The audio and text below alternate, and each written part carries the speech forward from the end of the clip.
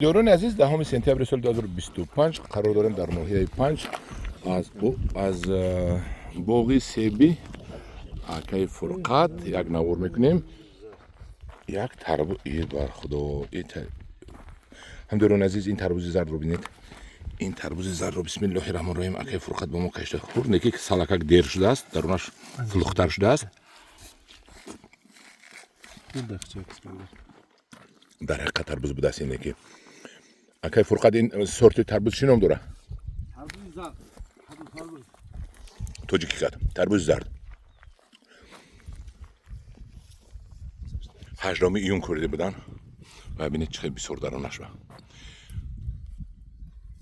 اکای فرقت تربوز چند پولی دو سوده در سر زمین؟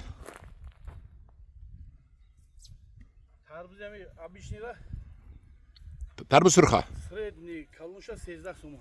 13 سومون همون تربوزای کلون 20 کیلوگرم. Аки 15 килограмм. 15 کیلوگرم.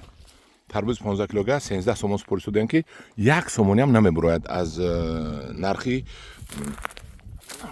کیلوگرم گویم. اگر بازار وید نکی از 40 سومون کم نمیفروشند. در شما انا این خیلی بیزنس ما پول میوبان.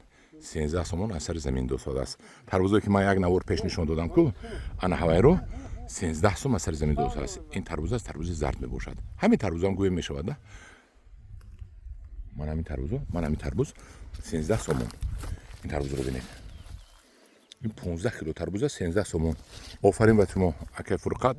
حرکت میکنید بازار آباد شود، بازار ارزان شود، لیکن خدا میداند ارزان شوی بازار رو. بازار که رفت این البته 40 سومون میشد، یعنی 4 مرتبه قیمت میشد است. همداران عزیز من درباره دهقانی اکای فرقت گپ زنید، نرخ نوایی که میفروشد گپ زنید. حاضر من همین تربوزی که میبینید انا همین رو اکای فرقت 13 سوم میسپرد. این 10-12 کیلو می باشد. این را خدا خواهد از بازار دوشنبه خرید میکنید. چند سوم؟ بله 30-40 سومونی، لااقل 25 سومونی از شما پول میگیرند. انا هم دوران عزیز این صفت تربوز، نرخ تربوز در سر زمین از طرف دهقان.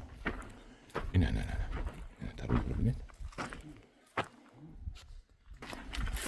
اینو باید دیگه کشتیم. اینش سالکک گذشتگی بود. باش سویج ترکن یک کنیم. بسم الله الرحمن الرحیم. انا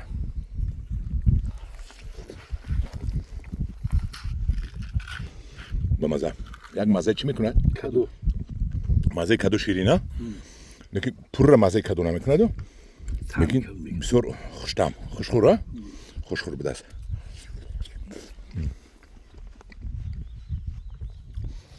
همداران عزیز درباره فرقت چی گپای خوب گفتنی بود هستید نویسید. فرقت میخواند در پناه خود باشید. اگه فرقت کامنتاری خونید منش شما تربوز 13 سوم زدید بازار به 40 سومون با شما می نویسن.